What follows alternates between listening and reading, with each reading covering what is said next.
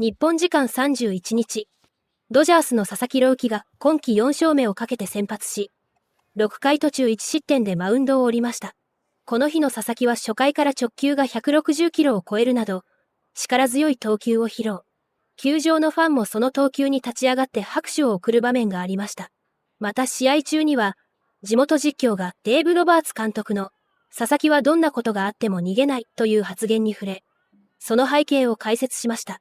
実況では、佐々木が幼少期に震災による津波で父親を亡くした過去を紹介。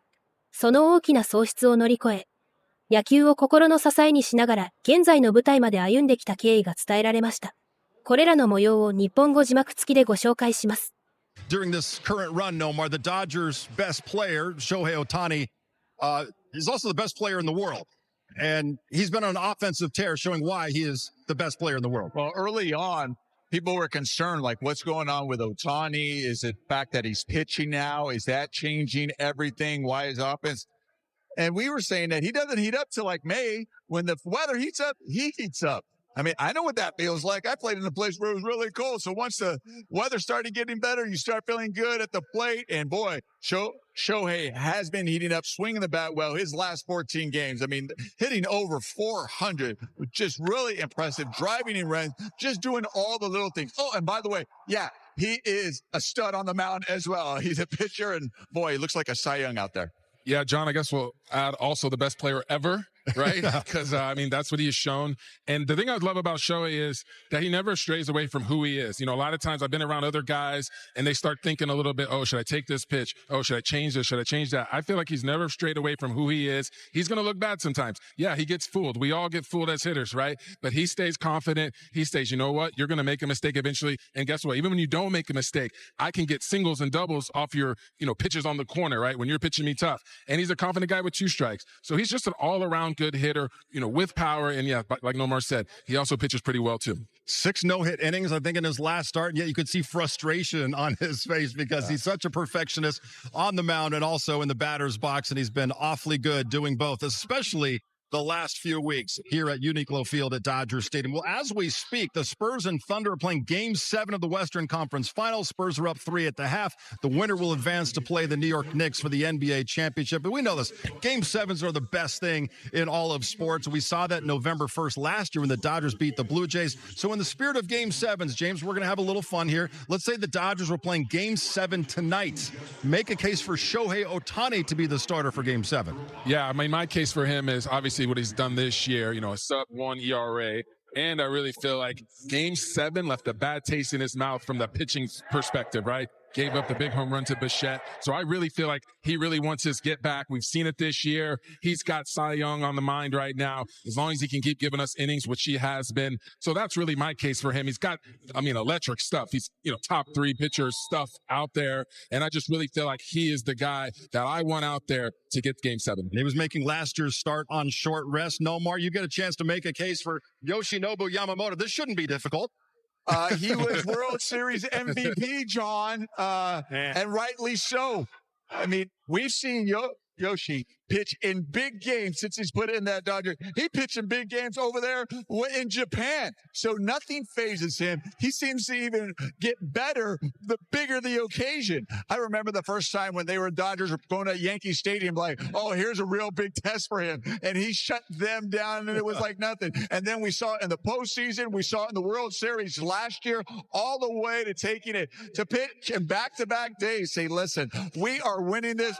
Losing is not an option. Right. I mean, holy smokes, that's his mantra, and we know that. So that's why I got to be Yoshi taking the mound. He pretty much pitched every game. At least it felt that way in last year's Fall Classic. We're going to the offensive side now. Let's suppose it's a hypothetical Game 7 tonight. James, we're in extra innings. Who do you want at the plate in the tie game in the extra innings? Yeah, I'm going to go with Shohei Ohtani. I mean, the only 50-50 guy, and a guy that can just drive the ball out of the stadium at any point when I feel like he wants to, because he just covers so much of the plate. And we've seen him go oppo. We've seen him pull the ball. This is a guy that also processes well. I've seen him take at bats. Okay, he got me on that pitch. And I've seen him go up there and say, okay, I got that same pitch. I know exactly what to do with it. You're not going to keep getting me out the same ways. And that's how the best hitters stay in the big leagues.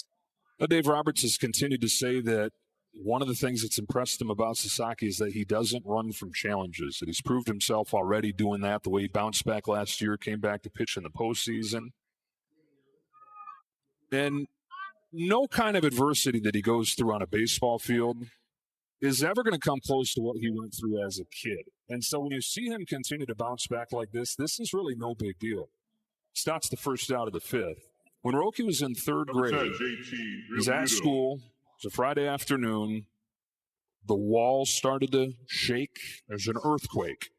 And in the village that he lived in, Rikuzen Takata is the name of the village, the fishing village. They knew that an earthquake was bad news, but the worst news was what could follow. Sirens start going off. That means there's a good chance there's a tsunami coming. So the drill at the school was the sirens go off. The teachers rush all the kids to this hill that's behind the school. They get all the kids up there. But about a half an hour after the earthquake, a 50-foot wave wipes out his entire village. So the kids are safe because they're up on this hill, but they're about the only ones. 1,800 people lost their lives. He lost his grandparents, who he was very close with. He lost his father. He lost his house. The entire town got wiped away.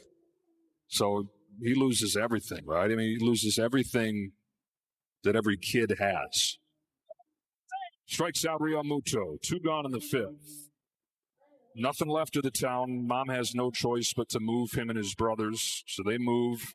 And that's when he starts playing baseball. Baseball becomes his escape. It becomes, he says, the one place where I could lose myself, where I could forget about everything. And so much of who he is these days is defined by what he went through. The success, the failures. And the failures, they just seem smaller to a guy who's been through something like that. That day 15 years ago now, life-changing, life-defining for Roki. Adolis Garcia pops it up, right side of the diamond, Freddie Freeman, Will Smith. It'll be Will Smith to finish off a 1-2-3 fifth, and we're halfway home in Los Angeles.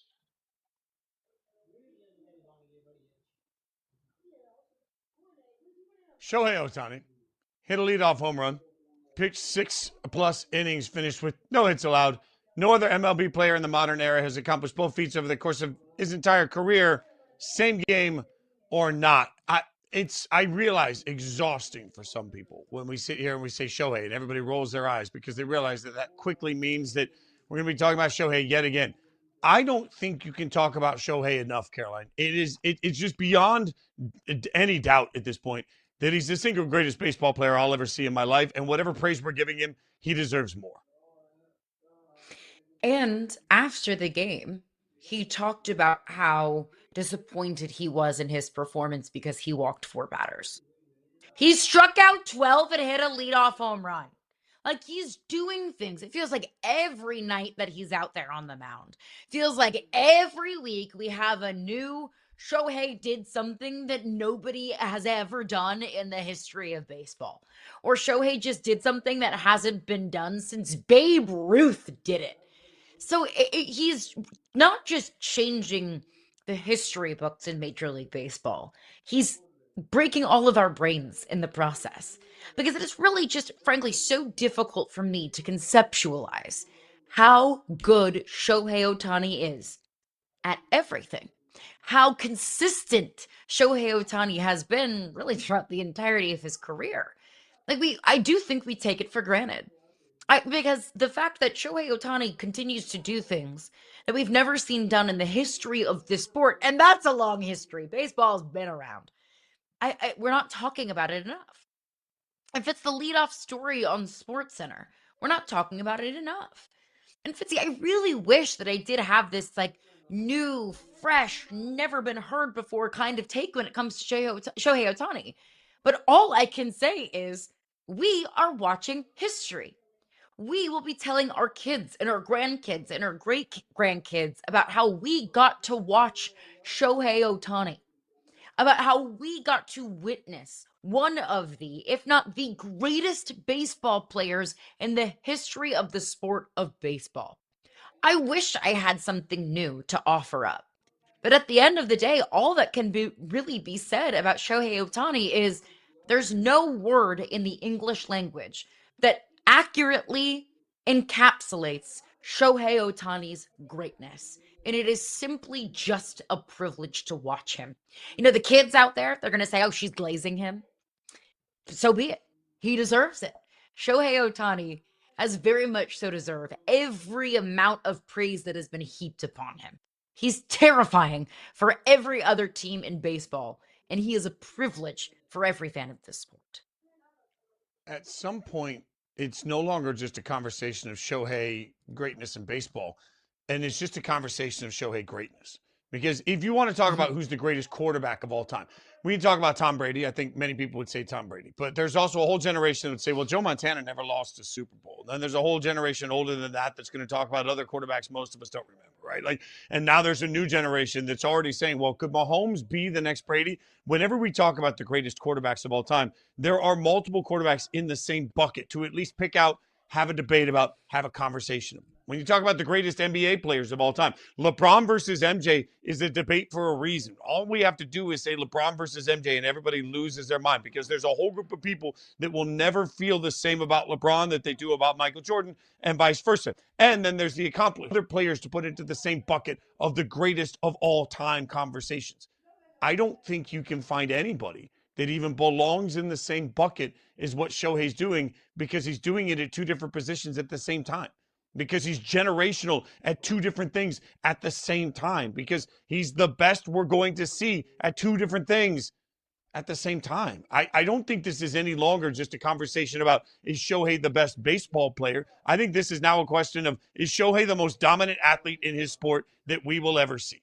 And when it comes to, even if it's just not individual dominance, it's just the fact that what we're seeing is so great at so many different things, at so many different times on a team that is now so accomplished, winning championships. Shohei's going to win every individual accolade there is. He's going to win every team accolade you could possibly win. He's going to be that guy in every possible way. And what I don't want to do is normalize that greatness down to a conversation just of where does Shohei rank in the Mount Rushmore of baseball players, because it ain't about that anymore. It's where does Shohei rank in the Mount Rushmore of athletes we've ever seen.